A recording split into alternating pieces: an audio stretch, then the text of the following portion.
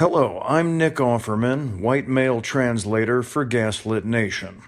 To sum up this week's episode, kleptocracy anywhere is kleptocracy everywhere, and this is a transnational crime syndicate masquerading as a government. Thanks for listening. I reject the idea. I really do. That's one of the things that bothers me. I hear it every day. I hear it on the media. I hear it from my opponents. Bernie is an extremist. Bernie is too radical. Okay, let's deal with it. Is raising a starvation minimum wage of $7.25 an hour, which has not been raised in 10 years, to $15 an hour, a living wage, a radical idea? No. Is making public colleges and universities tuition free so that all of our people have the opportunity to get a higher education in a competitive global economy? Is that a radical idea? No. Is doing what every other major country on earth does, guaranteeing health care to all as a right. I live 50 miles away from the Canadian border. This is not a communist society up there in Montreal. They guarantee health care to all. They spend 50% of what we spend. Is passing a Medicare for all single-payer system a radical idea? No! And last point, Donald Trump, I know he's on the network a whole lot. Donald, you're probably watching. How are you? All right, I know. Wanted to say hello to the president. He's actually giving a news conference. Oh, is he? But I'm sure he's watching Fox on the side there. He's kind of addicted to your station. Trump thinks that climate change is a hoax. And that's because he doesn't understand or respect science. I believe that climate change is an existential threat to this planet. I will listen to the scientists who tell us that we have got to move aggressively to transform our energy system away from fossil fuel to energy efficiency and sustainable energy. And through a Green New Deal, by the way, we can create up to 20 million good-paying jobs. So my point is, I appreciate Allison raising the question. I just don't think any of those ideas are radical.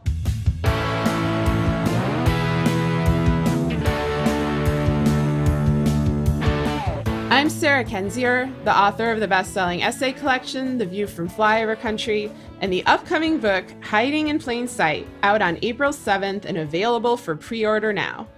I'm Andrea Chalupa, a journalist and filmmaker, and the writer and producer of the journalistic thriller, Mr. Jones, which is coming to a Cloroxed theater near you. You will be able to check out both of our fine works, which we have toiled away on for so very long, in quarantine, apparently, because that is how Gaslit Nation rolls. We are Gaslit Nation, a podcast covering corruption in the Trump administration and rising autocracy around the world, and now the pandemic beat too. But before we get to that, Andrea had some words.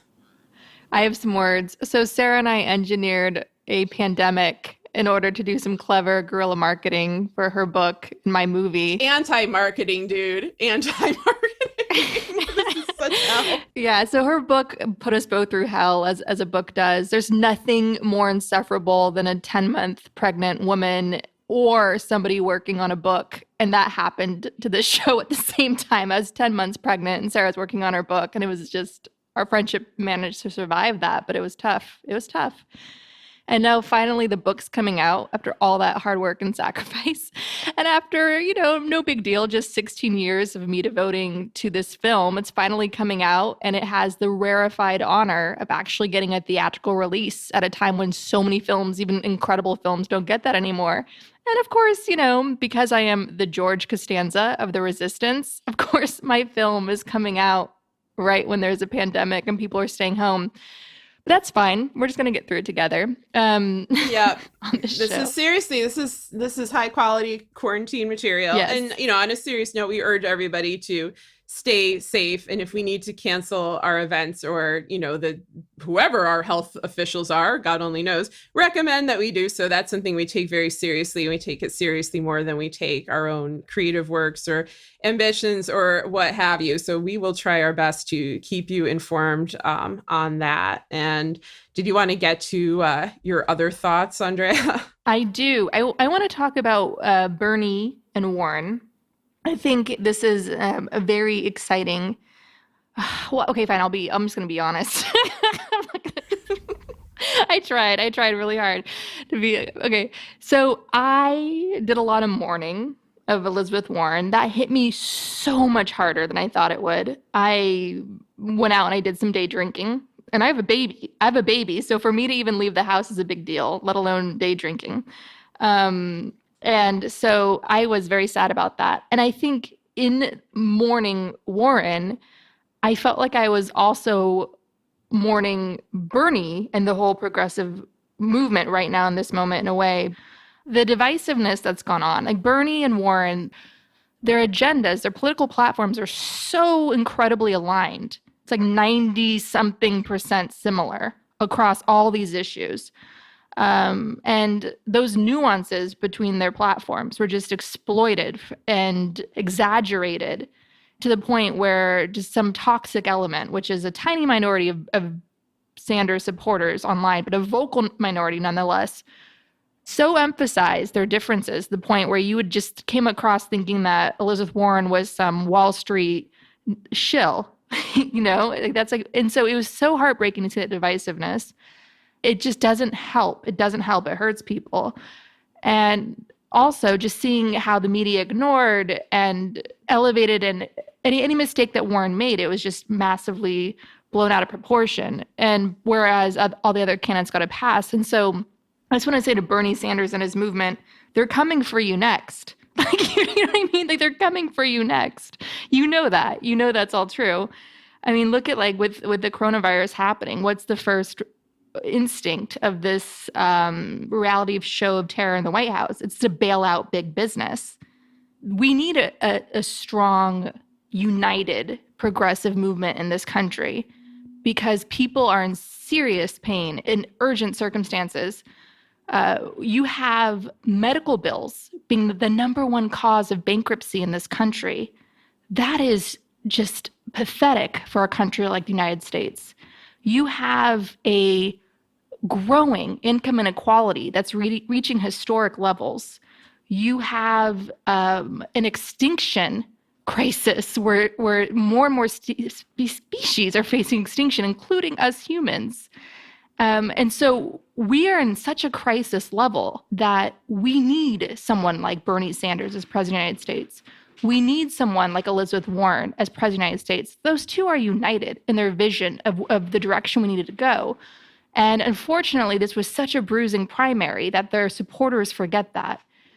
And I just want to say to anybody that supported any of the other candidates like Biden, Mayor Pete, Amy Klobuchar, any other candidate, or the Republicans out there, independents listening, right now with this primary going on, you owe it to yourselves as citizens of this country to go and just break through the media's gaslighting, break through all the noise, and just show up and volunteer for the Bernie Sanders campaign, just to talk and meet his volunteers and break through the gaslighting wall that the media puts up between us citizens, and get a real direct sense of the urgency that these men and women who are ignited by this movement are feeling right now. Just talk human to human, citizen to citizen, because without the gaslighting of the mainstream media, you will humanize all these horrible crises that all of us are facing right now.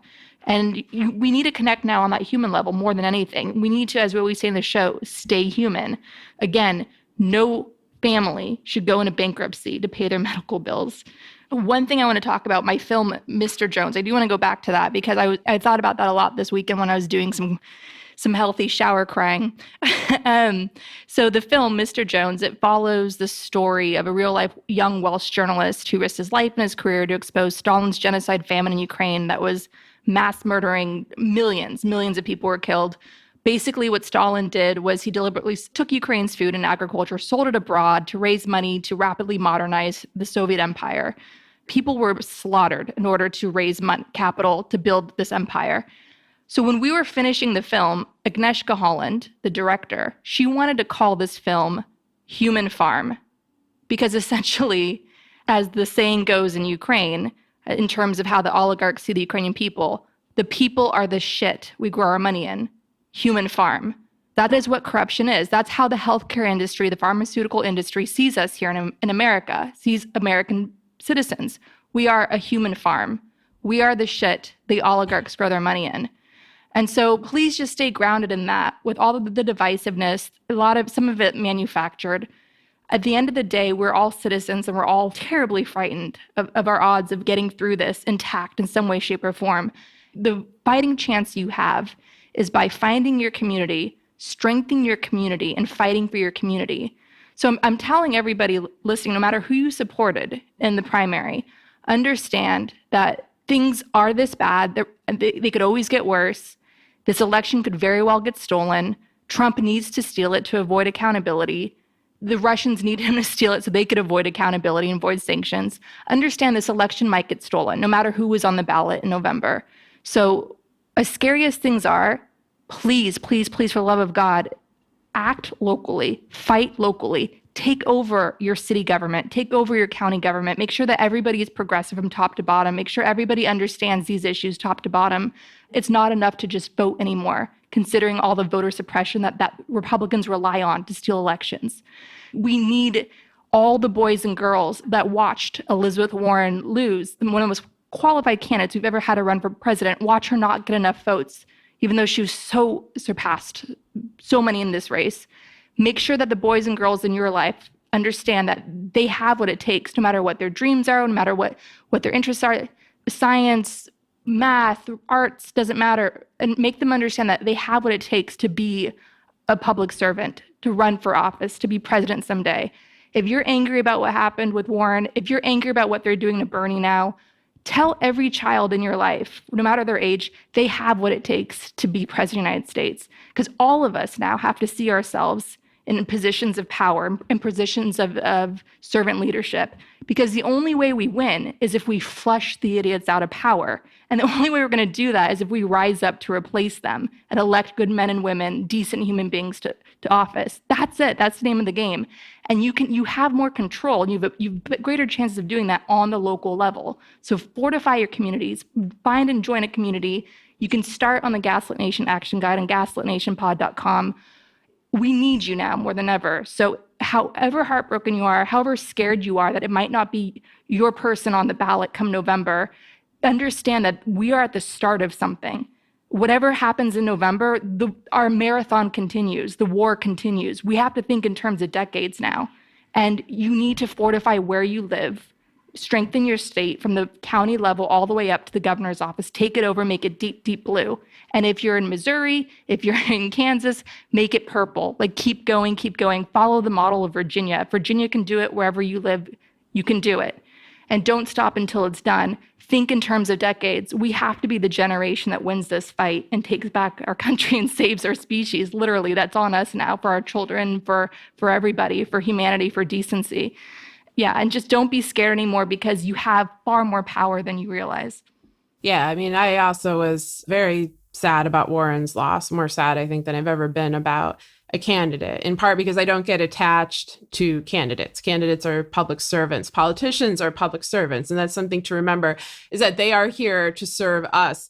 All of these feuds, which I think, honestly, some of the vitriol of it is fading away a little bit in light of the coronavirus and this pandemic that's spreading across the world, revealing the vulnerabilities of our institutions. Like every flaw that any nation has, any weakness, is about to be exploited. And so, I do have problems with the way that the Sanders campaign was run, and by the hostility generated by some people in it, and by this kind of cultish cruelty, where it doesn't seem to be as much about the policies as it does to be using, Bernie as a kind of pretext to try to justify mass harassment. And I don't think that that's true of the majority of Bernie supporters at all. But it is there. And, because those individuals have been so loud, especially recently, it's been a problem when they've been lashing out at, Warren supporters in particular. And the reason that that's ridiculous is because, as Andrea pointed out, the policy ideas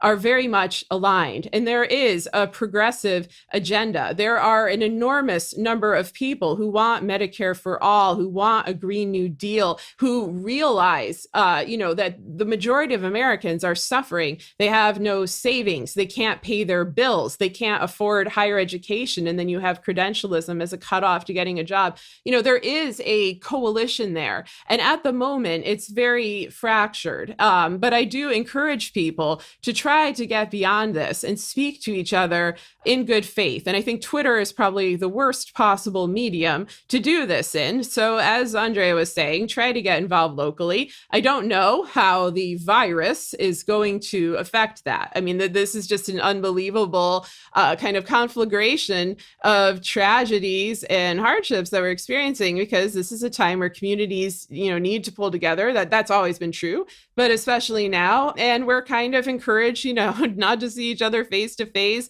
not to shake each other's hands. We're going to talk about all the dangers of that and how that affects the election later in the show.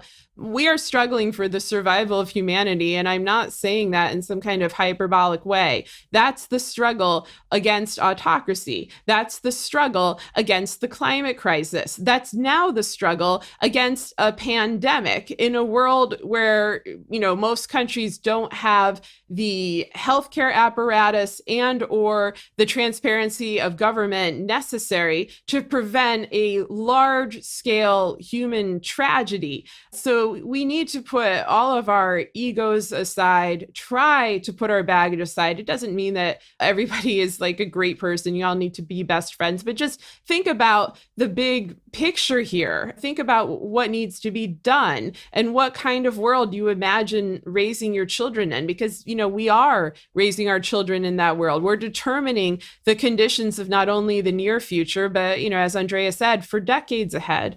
And so people need to get a hold on that. And, just to note, we are taping this on Monday night on March 9th. So this is before the primaries that are going to be held tomorrow.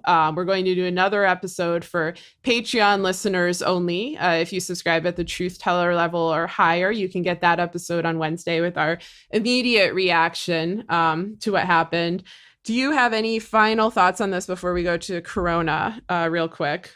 Before we move on to the pandemic, the progressive movement in this country has made great strides. I mean, it's pretty incredible. We have to count that we have come far. In terms of strategy, we always have to be learning and doing better. And I think a gold standard of the all-important strategy of communication, how you communicate, how you get your message across, how you clap back. I think Alexandria Ocasio-Cortez, she sets the gold standard. So when in doubt, follow her tone, follow her strategy. She's a woman of color who was working as a bartender to pay her bills. She came in on the public stage in Congress making gaffes. Like, she had some errors about understanding our Constitution. They tried to call her out. They tried to humiliate her. She just kept fighting back and clapping back. And now she's become this leader of moral courage in our country. And I think she has a tremendously bright future. And she's been very strong and vocal in trying to unite Bernie supporters and Warren supporters at a time when they're feeling pretty fractured. And I think, when in doubt, just turn to her and her messaging and her guidance, because, Twitter is the high school cafeteria of media. You have shock jocks that get rewarded for bullying. Bullying does get rewarded. There is actual harassment going on. There's an article we'll link to describing how Ava DuVernay was getting threats against her for, challenging something that Bernie Sanders said. That is not the way to behave, because it backfires. It's not a simple matter of, you've hurt my feelings, therefore I'm now going to become a Republican. That's not how this works. This is about having to break through the massive, deeply entrenched gaslighting that corporate-owned mainstream media does, pitting Americans against Americans, where socialism for Wall Street is called a bailout and perfectly acceptable. Whereas, God forbid, if regular Americans who are falling through the cracks of society, that's called communism and Soviet breadlines and such. So we're up against a real propaganda war being waged against us. So educating and outreach have never been more important. So when Elizabeth Warren took a deliberate strategy for her staff in being a nice campaign, certainly there are supporters that would get spicy. Of course, that happened across the board. But overall, her campaign was nice and inclusive, and it deliberately worked hard to strike that tone. And as a result, what did you get? Look at this. These are numbers according to the Morning Consult.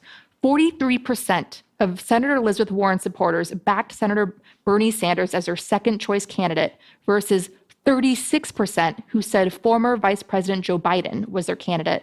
So do you understand that nearly 40% of Elizabeth Warren's supporters are now going to vote for Joe Biden? What does that tell us? That means that they were likely Biden supporters to begin with. They were likely leaning Democratic establishment to begin with. But Elizabeth Warren, with her hugely progressive platform that's nearly identical to Bernie's, she was able to lure them away from the Democratic establishment with her appeal, with her outreach, with the tone that she struck. So niceness is about education. Imagine a school teacher screaming and snarking and bullying and making threats, even if they're jokey threats against their students. That's not how you reach people. That's not how you teach them. Now imagine a school teacher being patient, being nice, being funny, being warm, being silly. That's the tone that Elizabeth Warren struck. And by striking that tone, she was able to pull away from Biden's supporters. Nearly 40% of her supporters are now going to go to Biden, according to this poll. That was her appeal. She had mainstream appeal. She's able to reach across the board and pull away supporters from the Democratic establishment. That is what we need. That is why the toxic snarkiness that's reminiscent of Gawker at its meanest, that stuff is going to just speak to the choir. It's going to keep things cloistered and cliquish. You're never going to be peeling supporters away from the Democratic establishment. People need to feel that they have a place where they feel included and they can raise questions because they're still understanding what's real and what's not, because we have a mainstream media that's nonsense, okay? So tone matters when you have a deep-pocketed propaganda war being waged against you. Your tone matters because tone is about education and outreach. This toxic stuff that Sanders supporters are known for doing, that's not about our hurt feelings. That's not about our stupid little egos. That is about an utter stupid lack of strategy and shooting your own damn self in the foot. And please don't put it on Elizabeth Warren now to endorse Bernie Sanders to save his campaign when she simply cannot do that single-handedly. Elizabeth Warren is stuck with a really tough dilemma because what we saw on Super Tuesday was troubling. You had Biden with barely any ground game sweeping the night, showing that something is going on here, okay? The conventional wisdom is whoever has a strong ground game, the voters are going to turn out for you. That did not happen on Tuesday night. Something else is happening. And that something else is called white supremacy. It's very simple. You cannot blame Black voters in America for knowing and having the factually correct assumption that they cannot count on white people showing up for the Democratic candidate in November 2020. Because when it comes to fighting autocracy, that's going to target Black and brown people harder versus maybe getting their taxes raised, the white people are going to vote for Trump or stay home. So the Black people that are showing up for Biden across the board, they know white people. They know white people's history of indifference and racism in this country. And they do not trust white people, and they have every reason not to. And that's why you're seeing the Biden support. It's one of the things driving it.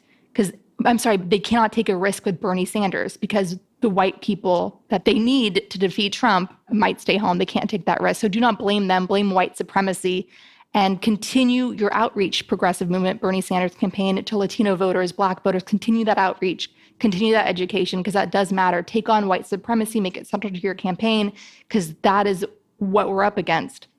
Warren supporting Bernie or Warren supporting Biden, she's stuck because right now she is, whoever she endorses, that's going to be a huge sugar high in the media That's going to give that candidate a big boost ultimately.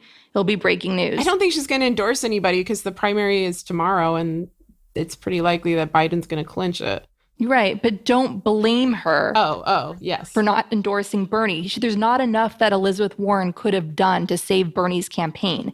We're up against really big forces here, and the only way to dismantle them is at the grassroots level and the local government level. So if you want to see someone from Bernie Sanders' movement or Elizabeth Warren's movement to become president of the United States, you need to turn this union progressive county by county, district by district, state by state. That is how we're going to finally get a progressive president of the United States that stays progressive.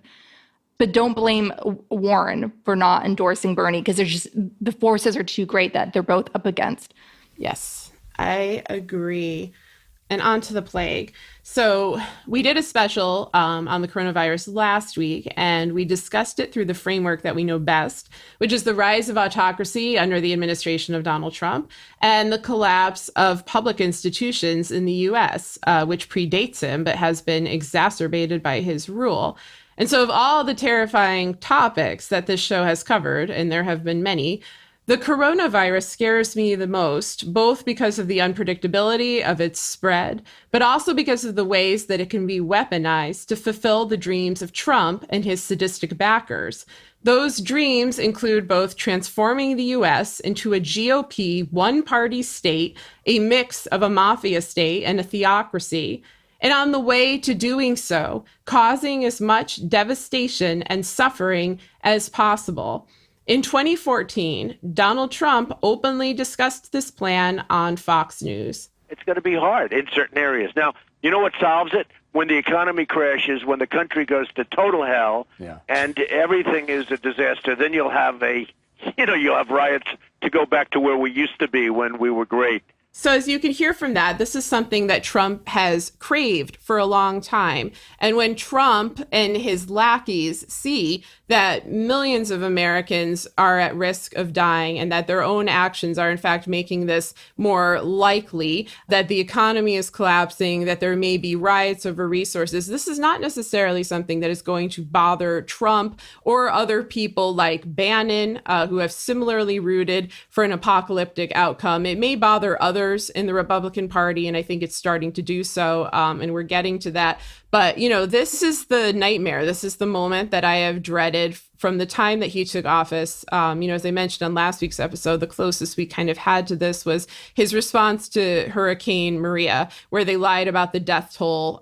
They denied people, medical aid and medical benefits. He mocked their pain, but that was off of the mainland of America. Most Americans didn't firsthand witness this. And now we are witnessing it, and the panic is beginning to rise. And one of the reasons the panic is beginning to rise is because we now have case studies. We've seen how the coronavirus, the new coronavirus, has played out in countries around the world, ranging from autocracies to flawed democracies.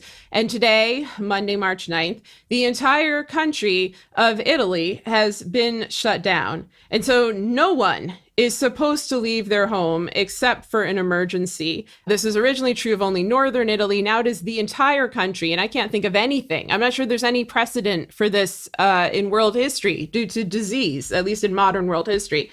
So Italy shows how rapidly and badly things can change. And so I'm going to give you a little overview of how this virus progressed in just 20 days.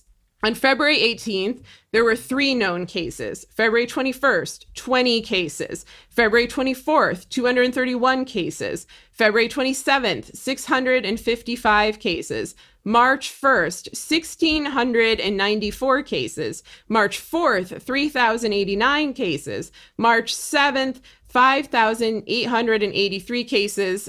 Some of this I should point out because this is going to be important in the United States if they ever start testing us, is a rise in known cases. There may have been people who were carrying this virus and we just didn't know about it until they were tested. But nonetheless, if you listen to any Italian doctors, medical officials, they are very frightened. They are very scared because it took only 20 days for all of Italy to be shut down. And so I'm going to read a little from a foreign affairs reporter Noga Tarnopolsky, who was writing on Twitter, and this is her saying, from a friend in Rome, until a few days ago, I thought that Italians were paranoid. Now I realize it is a big problem. I decided to stay indoors until this is all over. Maybe it'll take a month, maybe longer. Who knows? It's all unreal, and the city seems bombed. People are distressed and frightened. I like to think that all this will have some good consequences. In the last few years, the Italians, but not only the Italians, had become too crazy. Maybe this will help you rethink your life. At least I hope so. That letter, or whatever you want to call it, stuck with me, because I do feel like we're having this moment just as a world, like we're coming to a time where, I'm not in any way saying this virus is a good thing, but people have tried to deny so many atrocities that were right in our faces. They tried to deny rising fascism. They tried to deny systemic racism. They tried to deny climate change. I mean, that's an enormous example of the success of, lying and obfuscation and refusing to believe that the worst can happen. And some of that happened in Italy, the refusal to believe that it could happen. And now they're being they're being pushed out of that normalcy bias in the most tragic way possible. No, I mean, the whole thing is it's forced self-reflection with the self-quarantine. I mean, this is serious. I mean, we make jokes on the show because, or else we wouldn't be able to have a show, really. So it's like, please don't be offended by anything we may say. This is a lot for us to take in and report on. But understand that at the same time, it's the self-quarantine, it's just been so stunning to watch that spread, that reaction. And as a result, you have stories like in China, the emissions went way down. This is from the Washington Post. Coronavirus could halt the world's emissions growth. That's interesting. The price of oil is plummeting. That's going to squeeze these gas dictatorships even more. You have some weird fight going on, this ego war at OPEC, with Russia storming out, refusing to make a deal. So Russia's economy is already on the brink, and Russia bases its budget on the price of oil. It was anticipating $40 a barrel, or around that, but now they're talking about, experts are saying that things could go down to $20 a barrel. That's just going to push Russia into a tighter squeeze. And what happens then is more unrest, more protests against Putin. And Putin, who's determined to die in power, he may do so with people celebrating that he's finally gone. This is a virus that is going to reshape world events, that is setting off already as we see a big butterfly effect with lives changing, like geopolitics being impacted, the pressure that I just described being put on the OPEC countries and their partners. So it's a transformative time that we're in. It's a revolutionary time that we're in. And so please don't get lost in this horse race politics, because we have to think in decades now, because everything is changing so rapidly, so quickly. And to keep up with it, again, you build a community and you take care of your community, and that's how you fight back. Yeah, I agree. It's frightening. It's like we're back in 100 years ago, around the time of World War I and the Spanish flu, and we're reliving that in the digital era. We're live tweeting every casualty, which I think is a damaging thing. I think we're going to end up with, a lot of repercussions from panic, which is why it would be nice if we actually had world officials and, of course, American officials who could give us accurate responses and advice about what to do. There are medical officials out there, for which I'm grateful. Like, there are people who are kind of, working around the Trump administration to try to just educate the public, but no real formal platform for them, because of the gutting of the CDC, because of the gutting of all these institutions. And that's a frightening thing. I think people are seeing this head on. And there are examples of this around the world, too. The response of other countries has varied enormously, both in terms of social services provided, but also in terms of cruelty to the population. In South Korea, for example, testing is so easy and so widespread that they've opened up drive-through testing centers. So while the rate of infection there has been high, because it is close to China, the mortality rate has stayed fairly low because they've been proactive about treating and testing for the disease. Whereas you can look at Netanyahu's Israel, where you're seeing more and more government officials testing positive for the virus. And the response of Netanyahu over the weekend was to propose that children perform forced labor and bleach Israel's infrastructure, like public transportation, which is just one of the most revolting and extremely dangerous ideas I've heard. And I'm praying to God that the Trump administration is not inspired by this. And I'm genuinely frightened of this because they often take their cues from Netanyahu, a longtime friend of Kushner, a longtime friend of Trump and of many in the administration. So that's a terrifying thing. You're also seeing that, among countries that have been hit hard, Iran is doing especially poorly, with many government officials sick and some dead.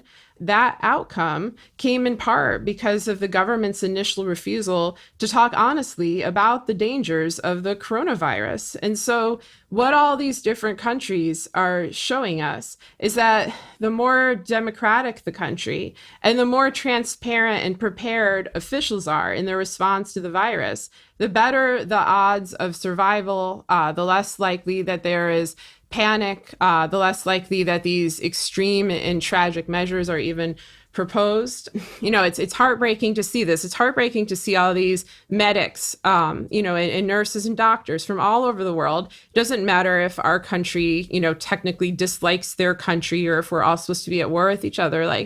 I'm sorry, I don't want to cry on our show, but I'm watching people struggle online, and, I'm watching these videos of just exhausted medical officials who are just trying so hard to help people, whether in Iran or China or South Korea or Italy or wherever it's hit. And it's very heartbreaking, and it's a reminder of our collective humanity. And that despite these governments, the selfishness and their greed and their incompetence and in the way that, the last 20 years from the recession to our wars have hurt us just so badly on a global scale. You still see people just trying to help others. You still people, they're trying their best to do their very job under incredibly difficult circumstances. And so, I'm grateful that people like that are out there. And I wish they didn't have this job to do because it's just going to get harder. And so just really, I'm begging anyone who's in a position of power, if you're a senator, if you're in the House of Representatives, if you're working for one of these institutions and you're cowering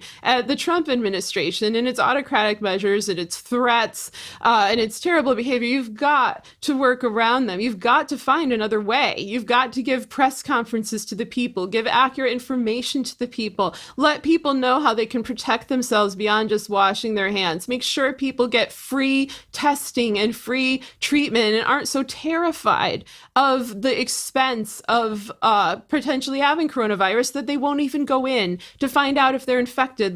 There are so many social ailments that have been lingering and eating away at this country for a very long time, and we don't have the time, quote unquote, to fix it. But by God, we have the money. You can see through these disgusting campaigns, where, Michael Bloomberg spends $500 million to get his one delegate from a territory whose GDP is in fact less than the total that he spent in the election. And, and I'm glad Michael Bloomberg is now throwing the rest of his money into, other races to help Democrats and to help register voters. That's what he should have been doing all along. But this income inequality, this immense hoarding of wealth and denial of basic resources to people, I don't think has ever been more stark than in the spread of this pandemic. And I'm very worried about the next couple of months to come. No, it's crazy. I just don't understand, Sarah. It's I feel that the rapture did happen with George Michael dying on Christmas in 2016 and losing Prince and Carrie Fisher, and that we were left behind. Yeah,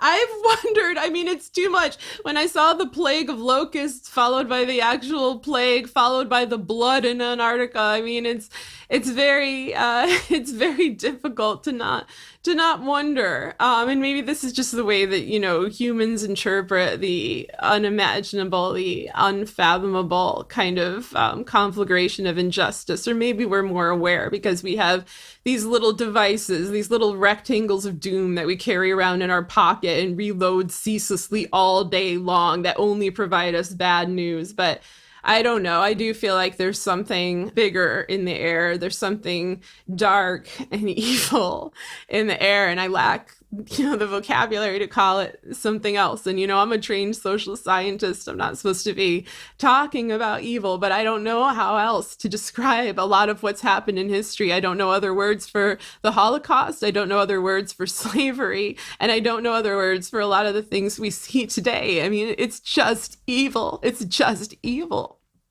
It is. But let me tell you, as somebody that's been researching evil for years, focused on the Soviet period, the interwar years of the early 1930s, where that evil was growing stronger, unchecked, is even in times of great evil, you always have heroic men and women that are running towards danger. And we see them today, and there's so many of them, and they're out there, and they're refusing to abandon each other. So just know that even in times of great evil, there's so many people just toiling away in the dark whose names we may never, ever even know, but whose impact is going to far outlive them. And they exist, and they are out there. And I made a film about someone like that who was forgotten, and now he has his own film, okay? so understand that those people are out there. They are among us, and they're working their hearts out, and they're just programmed that way. There's some people that just choose to be evil, and there's some people that refuse to allow evil to win, no matter what it takes. And there's so many of them out there doing this work. And what's really interesting is that in a time of growing autocracy, is that we have this pandemic, and it really is challenging and these power structures, and it is forcing governments that are normally autocratic to open up and to communicate with other governments around the world, because because this thing has to be contained and can't spread. I'm telling you, looking back on these years, we don't know when that might be, but looking back on this time, we're going to see a really interesting ripple effect come out from the coronavirus, from the world's reaction to it. And I do think it is going to set off I think it's going to speed up the sort of revolutionary energy out there in the world, because so many teams from autocratic governments to democratic governments are forced to collaborate together. And when you have people just putting their humanity first, that breaks down walls, that breaks down barriers. And that's what's happening right now. And so I think all of us just have to remain vigilant, remain engaged, and just do what we can to help each other stay human throughout all this, no matter how dark things get. No, I agree. But I keep thinking, if we're talking about evil and, and of course, yes, you're right, that there are always people who will fight against it at the risk of their own lives. I keep thinking of that Hannah Arendt quote: the sad truth is that most evil is done by people who never make up their minds to be good or evil. And I feel like we're absolutely surrounded by that. We have acts of evil that are blatant and people who are blatantly cruel, like the Stephen Millers of the world and their child separation concentration camps, which is another thing I worry about is, what will happen when the coronavirus goes there, and why have they been building so many of those camps over the last 3 years? I wonder about that too. But I also wonder about these people who are just, devoid of moral caliber, devoid of courage, not just within the Republican Party, although that's a shining example of it, but throughout the country, the refusal to take a stand. I even saw this week, this sort of infamous now quote from Peter Baker of the New York Times, where he was basically saying, like, I never take a side, even in the privacy of my own kitchen. I never take a side between one candidate or another. And he didn't mean within the Democratic Party or something. He meant like between Trump, a autocrat, and any of the Democrats. Like, I never take a side. I never speak my mind. I never fight on anyone else's behalf. I never look out for anyone more vulnerable than me. And I just kept thinking, my God, if there's a personification of the banality of evil, it is Peter Baker, and it is the New York Times, and it is this mainstream media, which wants to, suck the moral equation out of what is a very morally troubling time, a time where we really need to to look deep into ourselves and think, who are we and why are we here and what are we going to do with the time that we have on Earth, and what kind of legacy are we going to leave behind? What kind of world are we going to leave behind? Are we going to leave behind a world, or are we just going to leave behind, a scorched Earth? Like that's the question. That's the kind of thing that we have to wrestle with. And is this the kind of thing I necessarily wanted to think about as an adult? I mean, no. And, I was that kind of child who thought about that. So I guess it's just as well that I ended up here. But, no one wants to run a Gaslit Nation show. Andrea and I don't want to ceaselessly have to identify authoritarianism in our midst, or disease, or environmental destruction, or all the things we cover. We cover it because we feel obligated to, because these are the burning questions of our time. These are the questions that determine our future and our children's future and your children's future. And so somebody has to talk about them. And I'm not saying we're the only ones, but this kind of attempt to take a neutral tone in a time of evil, like you're not being neutral, you're just being evil. And so, speaking of evil, I just want to briefly go into what's going on. Speaking of evil, I'm like, what could it be next? I mean, that's just like, that could be the transition for anything we talk about. For those who've tapped out of the coronavirus coverage completely, to which I, in part, can't blame you, although we should be vigilant, Trump's strategy has still been to at first deny that the virus exists, then let it spread as widely as possible and infect as many Americans as possible. And he is conceding that it is real to some degree, although Fox is still pushing the hoax angle, only when fellow members of the Republican Party, like Ted Cruz, have had to put themselves under quarantine. Trump's new chief of staff, Mark Meadows, is also under a self-quarantine. And this is because a number of GOP officials interacted with several infected individuals who attended APAC and CPAC, which are two conferences very popular with the GOP. So now the GOP may have contracted the plague. So we're going to see how they are tested and how they are treated. One thing that has concerned me is that Trump has been very blasé throughout this pandemic, despite being a notorious germaphobe who is in the most likely category to be infected, which is men over 70 years old.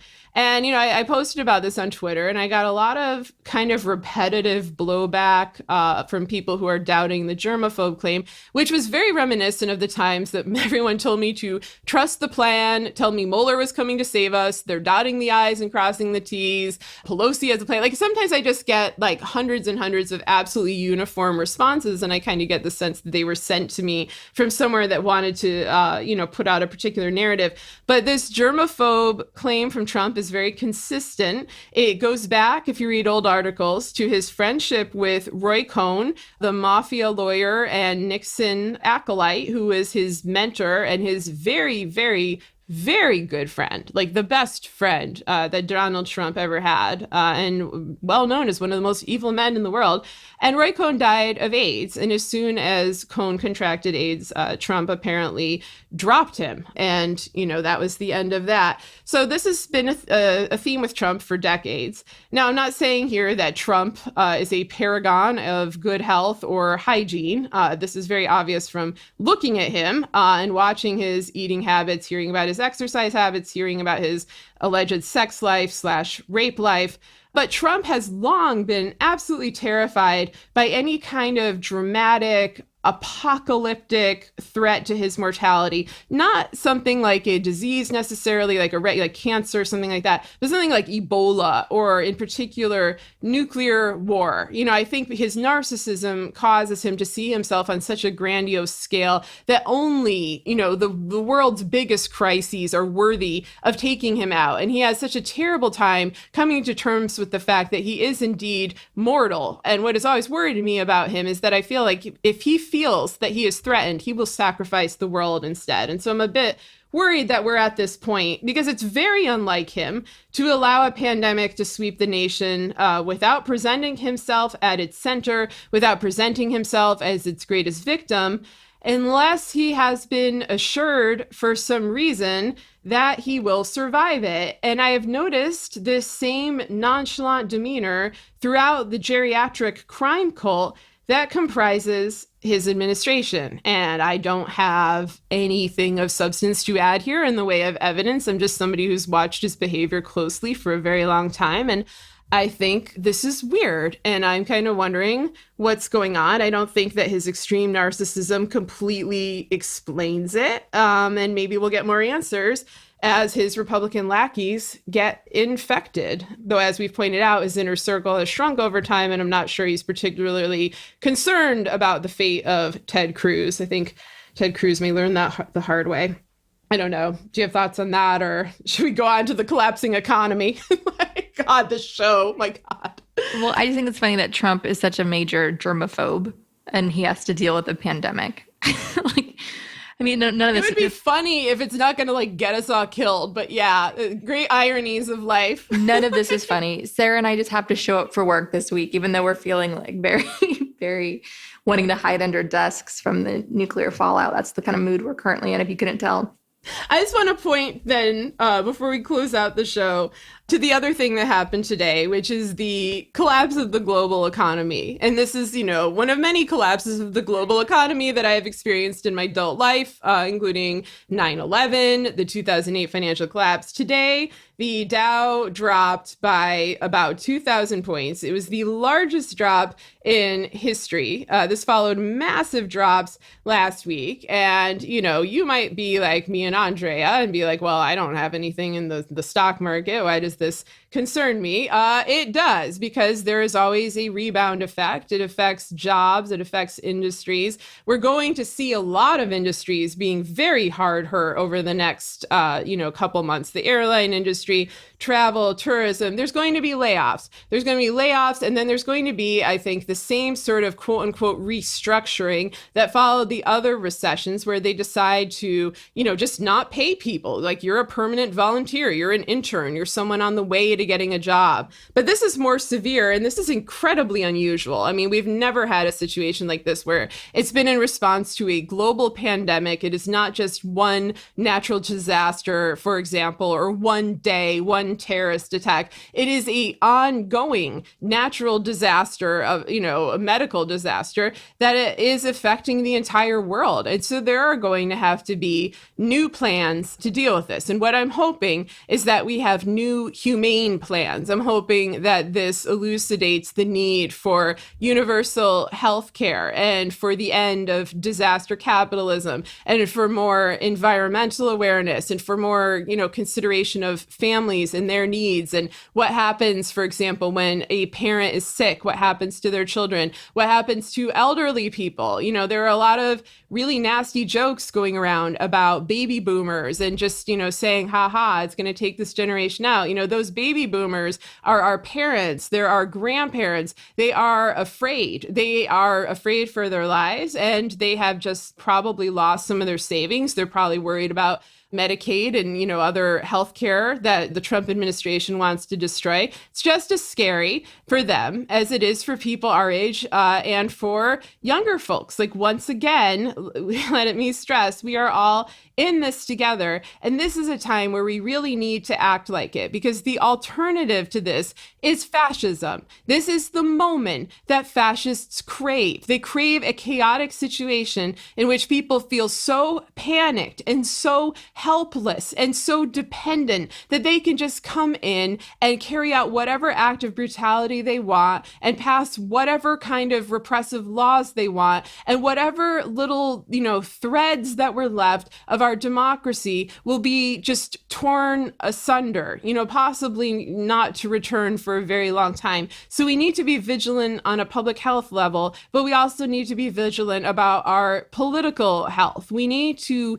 keep these guys in check. We need to stay a few moves ahead of them. And so on that note, all these rumors that Congress is about to go on recess because it's so full of elderly people afraid of catching this thing, I'm sorry, no, you do not go on recess now and leave this catastrophe in the hand of Donald Trump and his crime cult. You need to actually come up with a plan to protect the American people. And maybe this plan breaks protocol. Maybe you have to now telecommute instead of holding having an in-person quorum, whatever. You need to actually, not resolve this issue because it will take a long time, but you need to be proactive about serving the public because that is what you are here to do.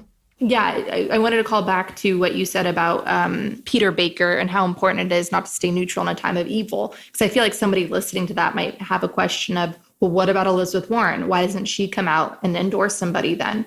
And the situation that she's in is this. This is a weird presidential election. We saw Biden with barely any ground game and barely any money compared to the other frontrunners sweep Super Tuesday. Something is happening here.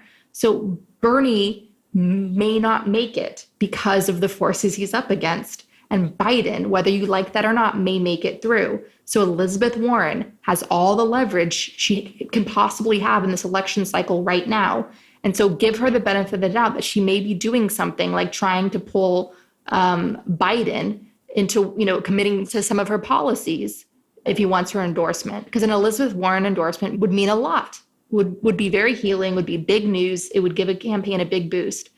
And if Elizabeth Warren were to stay neutral and wait for the nominee, that's her right to do so. Endorsing Bernie will not save Bernie. And I just wanted to stress that because I feel like we're going to keep hearing about that and they're going to try to label her with that. But the reality is it looks like Biden's just going to get pushed through. Then understand that she has a leverage right now to try to get Biden to agree to some of her policies. And she will be using that leverage, knowing her. If she doesn't give the Bernie endorsement that everyone wants by waiting until there's a nominee and backing that person, she's going to be hurting her credibility with a lot of Bernie supporters. But she might be doing that for the larger good of making sure that this Biden train that's speeding along, it takes some of her policy proposals with it. So please keep that larger mission in mind. Like she may be taking a big hit by not supporting Bernie openly right now in order to ensure some progressive policies with Biden's camp later down the line. I know that's just going to be some big chatter that's going to follow Elizabeth Warren around now. I had to address it because the progressive movement must stay united, and we can't, because that's where our strength will come from. And so if you want to have a progressive president of the United States, stay united. Build together on the ground. And speaking of that, great news. Democrats have a very strong chance of winning the Senate. We only have to flip 4 Senate seats and hold on to the 12 seats that we already have that are up for re-election in 2020. Meanwhile, Republicans have to defend 23 Senate seats. So this election, the Republican dominance in the Senate is vulnerable, and we all have to stay engaged to defeat Mitch McConnell in November. We also have to hold the House, because if we lose the House, Devin Nunes is going to become a little autocrat in the House, and you'll see, you'll be show trials galore. So that's the plan. We win the Senate, we hold the House, and we elect the Democrat, vote blue no matter who, stop the bleeding 2020, because it's absolutely immoral if you do not vote for the Democratic president, because Trump is an existential threat to this planet, and we need Bill Barr to be gone too. So pick the Democrat for president in November, who is not going to sue your state because it has sanctuary cities, for instance. Okay, so we all have to vote blue no matter who. So the electoral map looks really, really good for us in terms of Congress in 2020. So just fight our hearts out now, as dark as the news gets. So we're living through interesting times where we're experiencing them together. And this is the kind of age that they're going to write books about and the historians are going to debate for the ages. So congratulations to us, and we're going to get through it together.